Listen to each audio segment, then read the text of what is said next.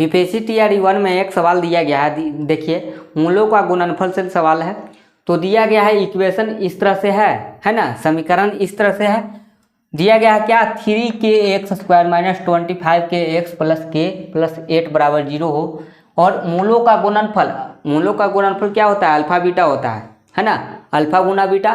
तो उसका मान 3 दिया गया, तो आपको k का मान निकाल देना है, यही सवाल है। तो मूलों का गुणनफल जो होता है वो आपका होता है, आपने पढ़ा होगा क्लास 10 में, मूलों का गुणनफल जो होता है, मूलों का गुणनफल है ना, मूलों का गुणनफल जो होता है वो आपका c/a होता है, आपने पढ़ा होगा c/a। और यहाँ पर c/a का मान ही 3 दिया गया है, c/a का मान ही 3 दिया गया है। मूलों का गुणनफल 3 दिया गया है, चलिए मूलों का गुणनफल 3 दिया गया है और c/a, c क्या होता है, तो देखिए c हो गया आपका ये आपका a हो गया ax² - a आपका bx हुआ, ये पूरा का पूरा, और ये आपका c हुआ और इसी के बराबर 0 होता है, याद रखिएगा, यही होता है फॉर्मेट।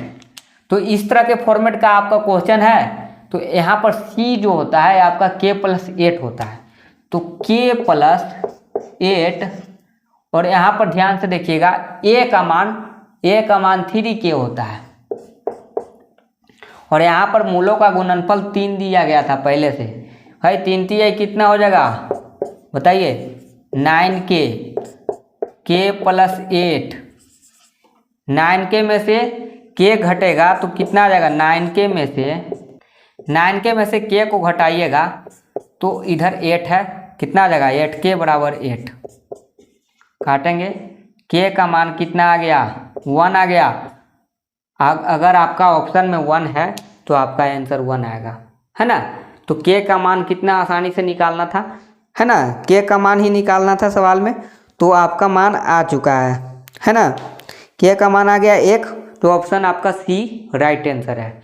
चलिए आपको यह समझ में आया कि नहीं आया, कमेंट करके बताइए। वीडियो को जितना हो सके लाइक कर सकते हैं, शेयर कर सकते हैं, और अभी तक मेरे फेसबुक पेज को फॉलो नहीं किए तो जल्दी से फॉलो कर लीजिए और यूट्यूब चैनल को भी आप सब्सक्राइब कर लीजिए। Thank you.